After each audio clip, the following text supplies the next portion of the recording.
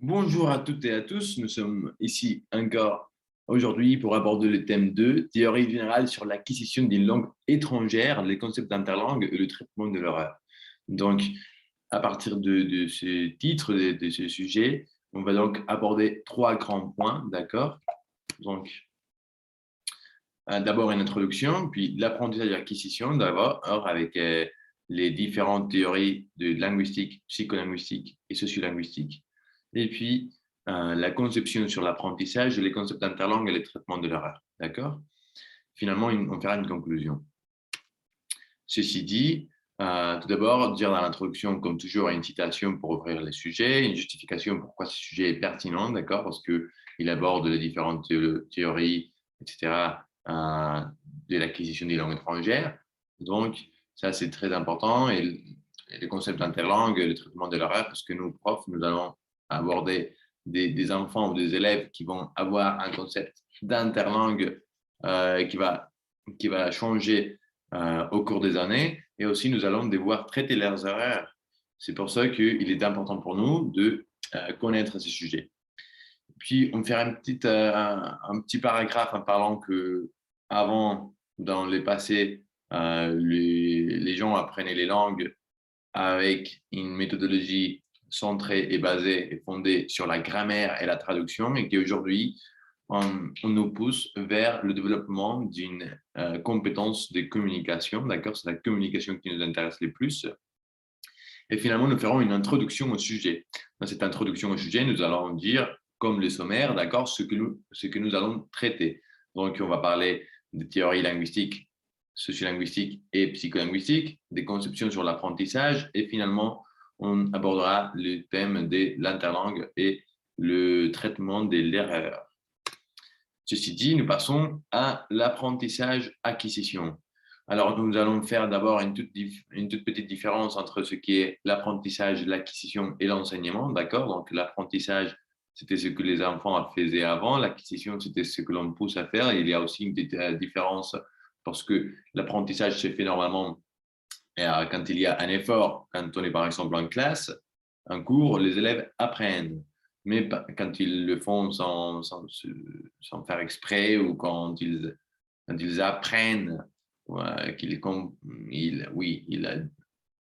va dire, ils surmontent des étapes, ils vont acquérir la langue, mais quand ils ne les font pas exprès, d'accord? Par exemple, s'ils sont chez eux, qu'ils vont à un match et qu'ils l'écoutent avec les commentaires en français, par exemple, là, ils vont acquérir probablement quelques petites nuances, quelques petites connaissances de la langue française.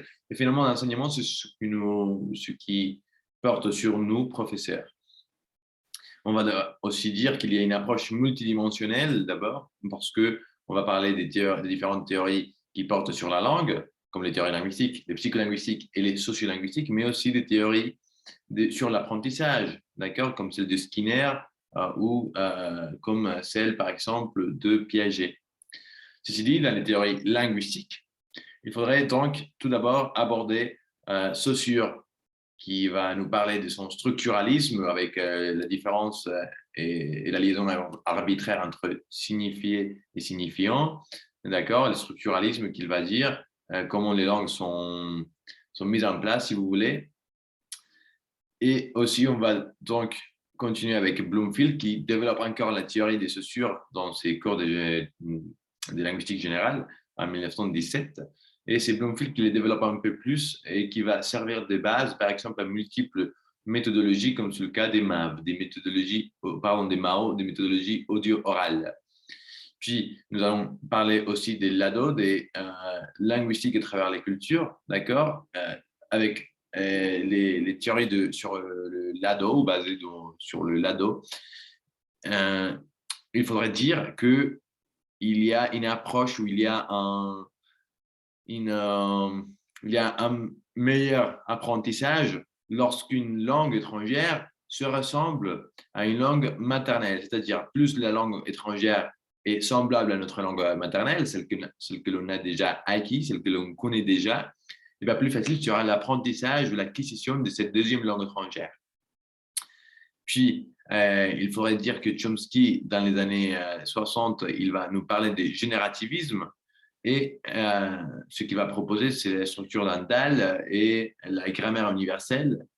Et finalement, il va parler aussi de performance et compétence. D'accord? La performance, ce serait la base de ce que l'on appelle aujourd'hui la compétence. La compétence, c'est la capacité à comprendre et la performance, c'est la capacité à produire des énoncés. Le DAL de Chomsky, c'est le dispositif d'acquisition des langues. Ça veut dire que pour Chomsky, toute personne aurait un petit dispositif, une petite, on va dire un dispositif dans le cerveau qui va nous permettre de déceler les langues et que peu importe si on est né en Chine et qu'on est chinois, comme si l'on vient ici, par exemple, en France, nous allons apprendre le français, même si on est chinois, et nous allons avoir un coût très bas, d'accord? Ça ne va pas nous demander d'un grand effort. Et puis, avec Henry Paul Himes et la pragmatique qui est née dans les années 70, il va nous dire qu'il faudrait aborder les sujets de l'apprentissage de langue d'un point de vue plutôt pragmatique, en étudiant pas seulement les codes, comme c'était le cas jusqu'en avant, mais aussi la langue en emploi, c'est-à-dire la pragmatique et la culture.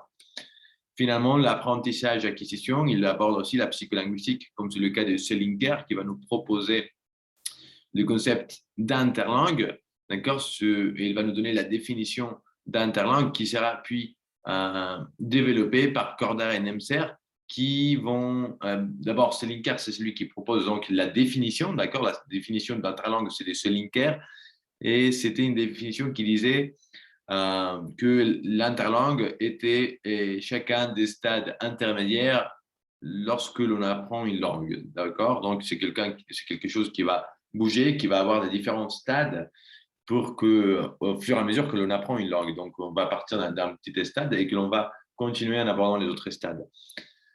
Pour ce faire, il faudrait aussi aborder le traitement de l'erreur qui est parlé chez Corder et Nemser, qui disent qu'il y a 3 types d'erreurs et qu'ils vont alors développer cette connaissance-là de la psycholinguistique. Puis dans la sociolinguistique, il y a le laboratoire de Labov en 1977, qui va nous dire qu'il faudrait que la langue soit apprise dans le cadre de la culture, d'accord, et de la société dans laquelle la langue cible est parlée. Et puis Gilles et Smith qui reprennent aussi les idées des Labov pour dire que voilà, c'est comme ça en fait, c'est qu'ils vont aborder aussi, qu'ils vont continuer dans ce schéma-là des Labov, en disant que voilà, le rapport que la langue a sur la société et avec la société, tous les liens qui se mêlent. Et puis avec Gardner et son système socio-éducatif, qui, c'est aussi dans les années 79, qu'il va nous parler aussi qu'il faudrait parler alors de la motivation des enfants, parce que plus on est motivé à apprendre une chose, mieux on va l'apprendre, ou au moins dans le cas des langues. Finalement, dans les concepts, pas finalement, mais après, quand on aborde les concepts sur l'apprentissage, on a déjà traité la linguistique. Là, on va parler de l'apprentissage, on va parler des 3 théories, on va dire, principales, qui seraient les behaviorismes de Skinner, d'accord, avec la loi de l'effet, la loi de l'exercice. Ces théories sont basées sur l'expériment du chien de Pavlov. Et c'est Skinner qui va nous dire alors que quand on reçoit un châtiment, on ne va pas vouloir faire ce que l'on a fait pour recevoir ce châtiment, mais que quand on a un prix ou un cadeau ou quelque chose de positif, une réponse positive, et ben là, on va vouloir répéter ce fait, cet exercice, cette façon de faire pour encore recevoir cette valorisation positive. Et ça, c'est la loi de l'effet. Et avec la loi de l'exercice, ce qu'il nous propose, c'est que plus on pratique, mieux c'est. D'accord? Plus on acquiert ou plus on arrive aux bonnes réponses, c'est mieux pour nous parce qu'on va intérioriser alors la bonne réponse.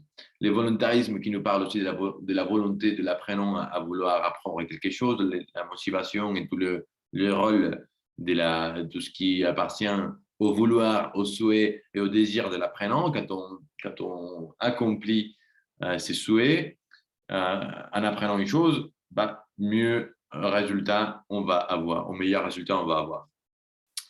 Finalement, avec les cognitivismes de Piaget, c'est celui qui impère aujourd'hui et il s'appuie sur 4 grands points, c'est-à-dire que il va nous parler de l'activité mentale structurante, c'est-à-dire qu'il va y avoir un système d'entrée de l'information, des stockages, des traitements et des sorties. D'accord? Donc, il y a 4 steps, si vous voulez, 4 cadres qu'il faut surmonter petit à petit. Donc, d'abord l'entrée, stockage, traitement et sortie. L'apprentissage sur des connaissances préalables, d'accord? C'est-à-dire que l'on va d'abord essayer de reprendre, quand on fait un cours, on va reprendre ce que les élèves savent déjà, et puis pour arriver à notre but, d'accord? À ce où l'on veut amener nos élèves. Donc, par exemple, si on veut enseigner la multiplication, il faudrait alors commencer par l'addition. Il faudrait réfléchir à ces concepts de l'addition pour arriver à la multiplication. Avec l'apprentissage, il définit comme la découverte plus l'intériorisation, c'est-à-dire on va découvrir une chose, ça va faire bousculer un peu tout notre système, mais dans un petit bout de temps, on va l'intérioriser avec des exercices, avec des tâches, etc., avec de la pratique et de l'étude. On va l'intérioriser et ça va vouloir dire découverte plus l'intériorisation, apprentissage, c'est notre but. Et donc, c'est très en lien avec les processus d'apprentissage qui est en fait cette recherche d'équilibre, d'accord? Parce que quand on découvre quelque chose, on est en déséquilibre de nos concepts, d'accord? Et donc, l'apprenant va devoir essayer d'acquérir cet équilibre et une fois qu'il a l'équilibre, il aura appris, d'accord? Voilà. Avec l'interlangue et les traitements de l'horaire, je pense que c'est peut-être le point, même si c'est le plus court de ce sujet, c'est celui qui devrait nous intéresser le plus, d'accord? Rappelez-vous que notre sujet, il a 2 parties, ce sont les théories générales sur la question des langues étrangères, donc on en a déjà parlé, d'accord, avec les théories sur les langues et les théories sur l'apprentissage, mais là, on va aborder alors les théories sur l'interlangue, ou l'interlangue, le concept d'interlangue et les traitements de l'horaire. Avec l'interlangue, d'abord, il faudrait dire la définition encore de ce linker et les apports des crossings et les filtres. Vous connaissez probablement les filtres affectifs, etc. Donc, tous ces filtres-là, il faudrait les mettre ici dans ces sujets parce que il est très important aussi de dire comment est-ce qu'on peut favoriser l'apprentissage des apprenants. Il y a aussi Anderson qui nous parle de 3 phases dans la construction de l'interlangue.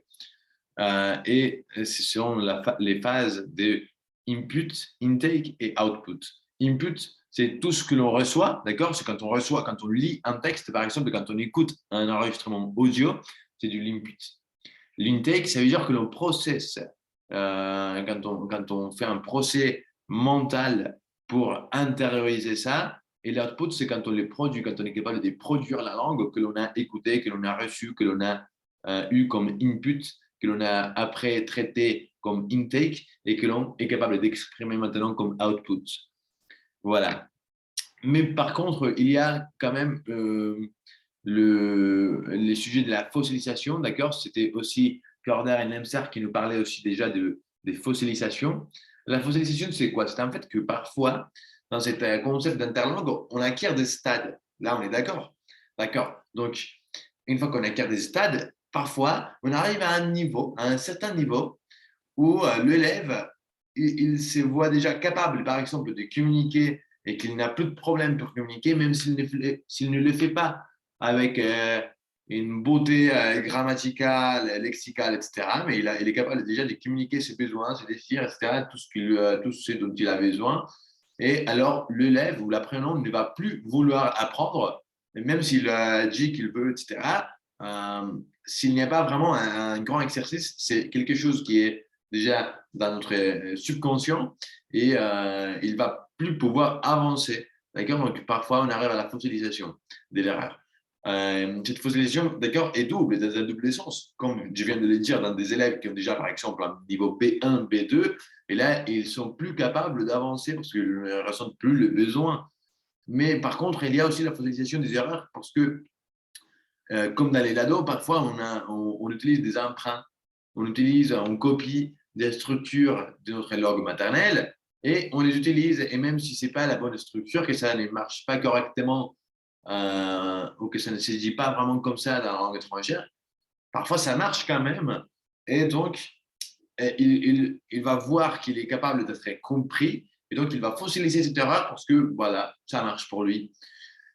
Donc, il y a la fossilisation, d'accord, c'est très important. Et puis, finalement, les traitements de l'erreur. Alors, il y a une évolution à travers les temps, une évolution chronologique du traitement de l'erreur, d'accord. Avant, c'était, par exemple, un problème de l'apprenant, puis c'était un problème du prof, est-ce que les profs n'enseignaient pas bien, est-ce que c'était l'apprenant qui n'apprenait pas bien, et donc ils avaient des erreurs. Mais aujourd'hui, on le voit d'un point de vue différent. C'est-à-dire, aujourd'hui, on le voit comme quelque chose qui est nécessaire pour l'apprentissage. S'il n'y a pas d'erreur, il n'y a pas d'apprentissage. Voilà, donc c'est un symptôme de l'apprentissage. Et puis, on a 3 points de vue sur l'erreur. Est-ce que l'erreur doit être vue par rapport à la langue d'un natif, par exemple? On pourrait les corriger comme ça. Ou on pourrait dire, est-ce que on voit l'erreur par rapport au niveau auquel il est censé être, l'apprenant?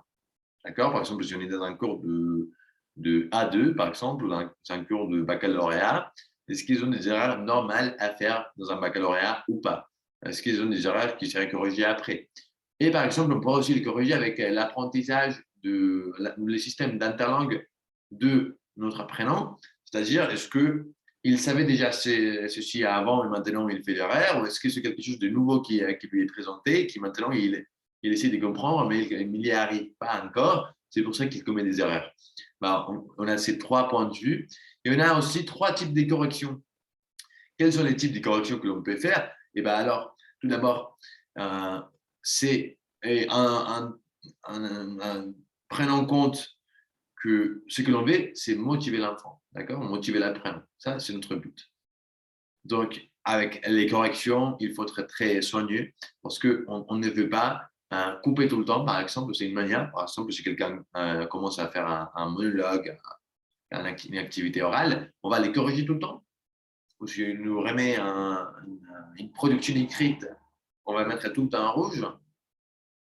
Eh ben non, d'accord? Bon, aussi, peut-être, ça dépend des cas. Et donc, c'est ce type de correction-là, d'accord, qui est aussi, on va dire, repéré avec la langue d'un natif. Donc, tout ce qui n'est pas comme la langue d'un natif, on va les corriger, on va les mettre en rouge, ou on va l'arrêter, etc. Encore une autre type de correction, ce serait par exemple le cas de ne rien corriger. Par exemple, ne rien corriger, je le laisse avancer, je corrige à la fin les petites erreurs qu'il a. D'accord? C'est aussi une autre façon de corriger, par exemple, les erreurs de son niveau, les erreurs à son stade d'interlangue ou au niveau que l'on essaye d'apprendre, il n'est pas censé commettre. On peut corriger ces petites erreurs-là. Ou encore, est-ce qu'on pourrait, pardon, c'est pas une question, on pourrait arrêter par exemple le cours, ou pas l'arrêter, on va le laisser finir peut-être, mais on va reprendre un des erreurs pour se dire, pour en faire un point. D'accord? Par exemple, il y a quelqu'un qui fait une erreur sur la négation, parce qu'il veut, il oublie le pas, ou il a fait une mauvaise négation avec d'autres façons. Et donc, on va attendre, par exemple, que l'élève finisse ou on le coupe. Et on va faire un point. Ça veut dire que on va faire une petite explication, on va faire un petit point sur la négation, par exemple, si c'est le cas. D'accord? Donc, on a ces 3 types de corrections, ces 3 types de points de vue. Et finalement, une conclusion, je vais la laisser vite pour la remplir ici oralement avec vous.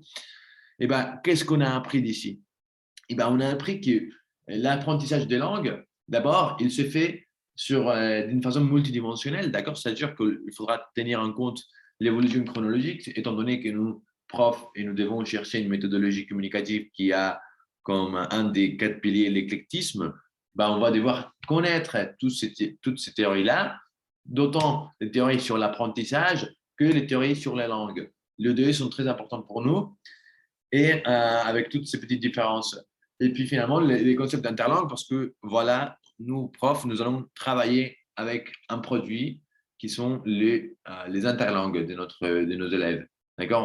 On va travailler avec nos élèves sur, d'accord? C'est l'objet, si vous voulez, ou les produits sur lesquels on travaille, c'est les interlangues, les différents stades d'interlangue et les passages de l'un à l'autre, d'accord, qui est beaucoup en rapport avec les cognitivismes des Piaget. Et donc, pour nous, c'est très important ça, parce que voilà, Piaget est même aujourd'hui la base de nos lois éducatives. Donc, voilà, ça, on pourrait le mettre ça comme conclusion. Et puis, n'oubliez pas les références. On pourrait parler ici de beaucoup de références de Selinker, de Skinner, des Kroshen, de Chomsky, Saussure, etc. Et Himes en général. Et puis, on a Nemtsov, etc. Bon. Voilà quoi, le thème 2. N'hésitez pas à me contacter si vous avez des doutes. Et je vous dis à plus. Au revoir.